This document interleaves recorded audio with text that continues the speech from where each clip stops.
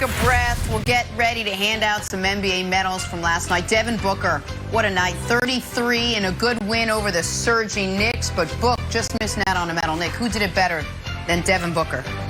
Well, Book had the more impressive stat line, but if you watch the game, America, Chris Paul gets the bronze for, hey, look, the Knicks playing a real contender with an actual MVP candidate, and he ate their soul down the stretch. I think 9 straight points, including that one, to win the game for him. Chris Paul gets a bronze. Silver medalist.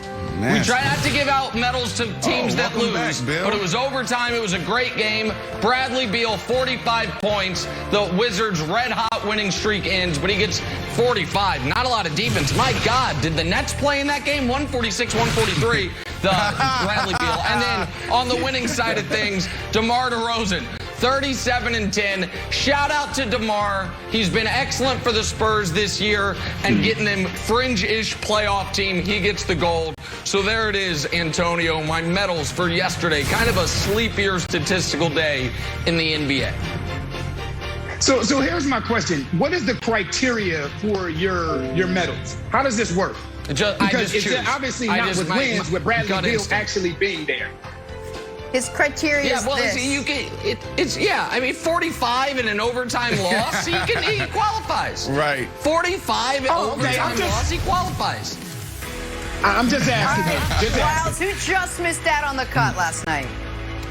The human version of Wilson, the volleyball with Tom Hanks, still left on Cleveland Castaway Island. Kevin Love does not seem too enthused to be a member of the Cleveland Cavaliers. He's like, I'm out of here.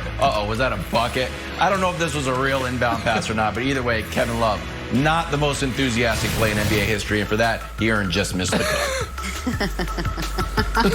cut.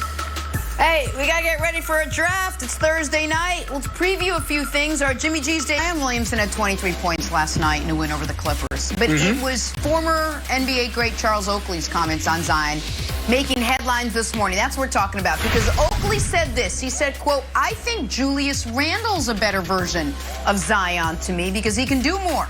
Zion's just hype in the league, but in the playoffs, he'll be just like the Greek Freak. They'll have the wall for you. First of all, Zion Williamson got to get to the playoffs. So, Antonio, you call Pelicans games. You know Zion well. You see him up and close. What do you make of the comparison? I don't understand the comparison. I don't.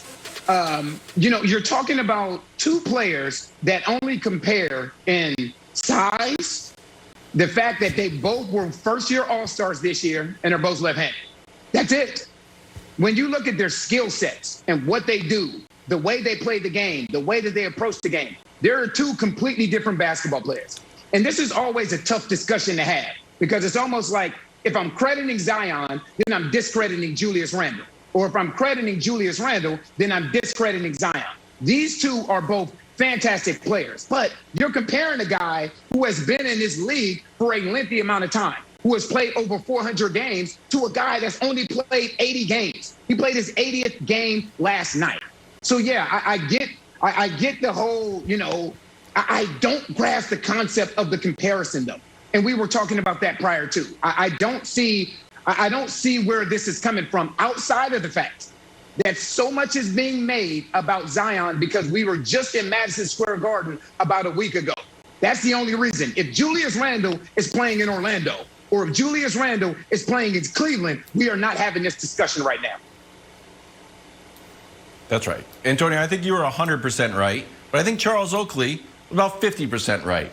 And I think the 50% part that he was right about was that you'll be able to stop Zion if he makes it to the playoffs. And what was most interesting to me, Nick, was you saying how dynamic of a scorer Julius Randle is. If we can show the full screen here. And this stat shocked me, that Zion has only made 16 points, 16 shots outside of the paint.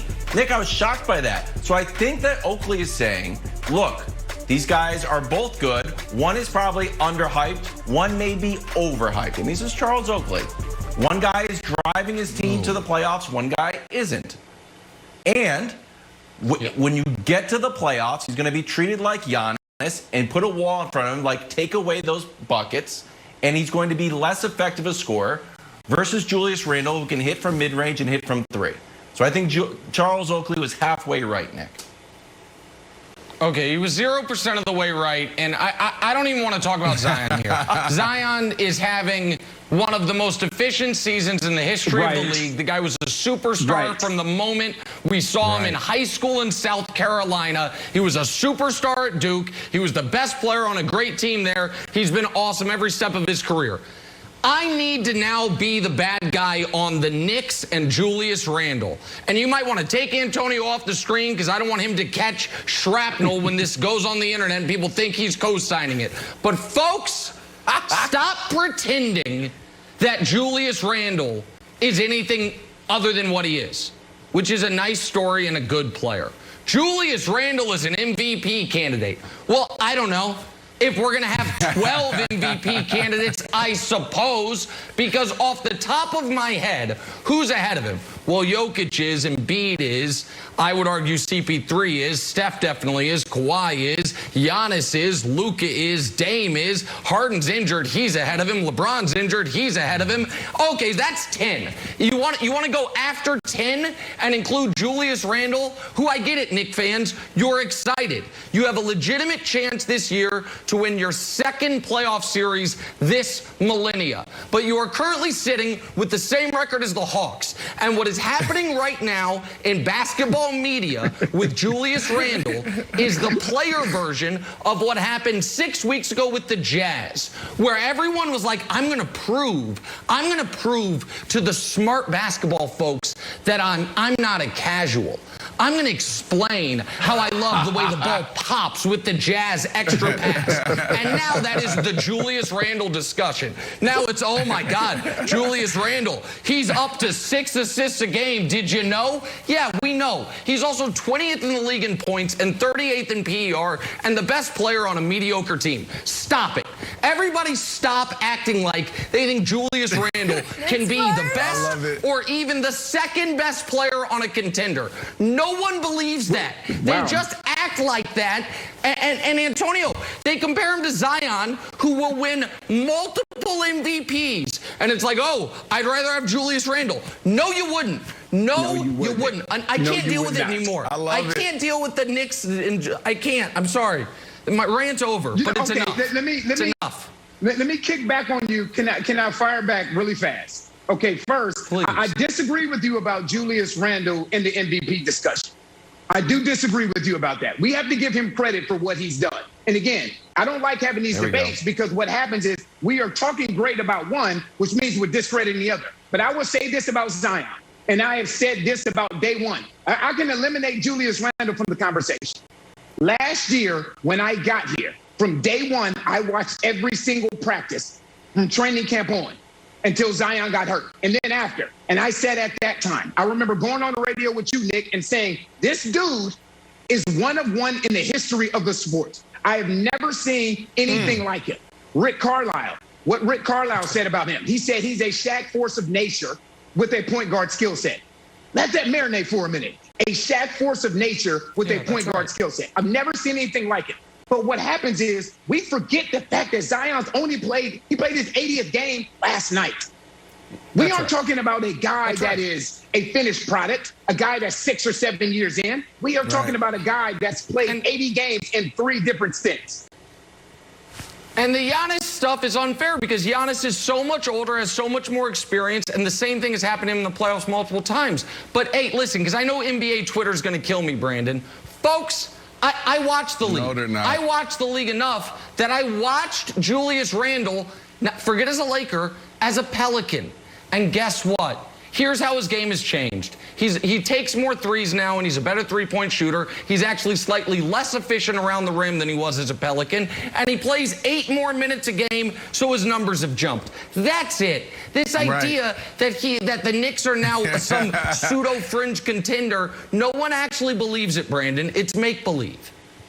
Right. Hey, Nick, Twitter isn't going to kill you. They know it. They see it. They understand it. What they will say, though, is, why'd you get worked up off of what Charles Oakley said? Uncle Charles is on the golf course with MJ, the GOAT, puffing on stogies. Right. He's not watching basketball. We know this. Zion is in year 2, Amen. Jenna, and this guy, Julius Randle, took him 7 years to get to a point where he's averaging 23 points. Zion did that last year. Zion this year is averaging 27 points. So it's not even a discussion. And, Nick, you got worked up off of Uncle Charles's comments from the golf course. Right. Come on, man. You might be right. You might be right. Let us let all that marinate.